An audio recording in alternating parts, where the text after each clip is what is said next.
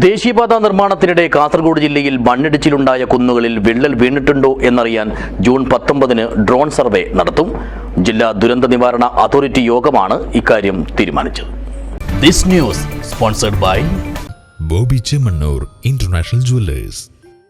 ദേശീയപാത 66-ന്റെ നിർമ്മാണത്തിനിടെ ജില്ലയിൽ മണ്ണിടിച്ചിലുണ്ടായ ചെറുക്കളയിലെ വേവിഞ്ച, ചെറുവത്തൂരിലെ മട്ടലായി, വീരമല എന്നീ കുന്നുകളിൽ വിള്ളൽ വീണിട്ടുണ്ടോ എന്ന് പരിശോധിക്കുന്നതിനായാണ് ജൂൺ 19-ന് ഡ്രോൺ സർവേ നടത്തുന്നത്. ബുധനാഴ്ച ചേർന്ന ജില്ലാ ദുരന്ത നിവാരണ അതോറിറ്റി യോഗത്തിലാണ് ഇക്കാര്യം തീരുമാനിച്ചത്. വൈകുന്നേരം 3 മണിയോടെയായിരിക്കും വീരമലക്കുന്ന്, മട്ടലായിക്കുന്ന് മേഖലകളിൽ ഡ്രോൺ പരിശോധന നടത്തുക. അപകടങ്ങൾ ഒഴിവാക്കാൻ അതീവ ജാഗ്രത പാലിക്കണമെന്ന് വിവിധ വകുപ്പുകൾക്ക് നിർദ്ദേശം നൽകിയ ജില്ലാ കളക്ടർ കെ ഇമ്പശേഖർ, വൈദ്യുതി ലൈനുകൾ തകരാറായിട്ടുണ്ടെങ്കിൽ അത് ജില്ലാ ദുരന്ത നിവാരണ അതോറിറ്റിയെ അറിയിക്കണമെന്നും പുഴകളിലും മറ്റ് ജലാശയങ്ങളിലും അപകടങ്ങൾ ഒഴിവാക്കാൻ ജാഗ്രത പാലിക്കണമെന്നും കൺട്രോൾ റൂമുകൾ സജീവമായി പ്രവർത്തിക്കണമെന്നും ഉത്തരവാദപ്പെട്ട വകുപ്പുകളെ പ്രത്യേകം ഓർമ്മപ്പെടുത്തി.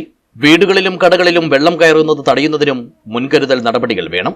ദേശീയപാതയിലും പൊതുമരാമത്ത് റോഡുകളിലും വെള്ളക്കെട്ട്, ഗതാഗത തടസ്സം സൃഷ്ടിക്കുന്നത് ഒഴിവാക്കുന്നതിനും മുൻകൂറായുള്ള നടപടികൾ വേണമെന്ന്, ഓവുചാലുകളില്ലാത്തതാണ് വെള്ളക്കെട്ടിന് പ്രധാന കാരണമെന്നും ജില്ലാ പഞ്ചായത്ത് പ്രസിഡന്റ് പി ബേബി ബാലകൃഷ്ണനും പറഞ്ഞു.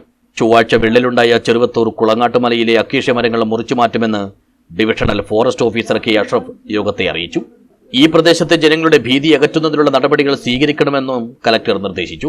ADM P Akhil, hazard analyst P Shilpa, ജില്ലാ ദുരന്ത നിവാരണ അതോറിറ്റി അംഗങ്ങളായ വകുപ്പ് മേധാവികൾ എന്നിവർ യോഗത്തിൽ പങ്കെടുത്തു.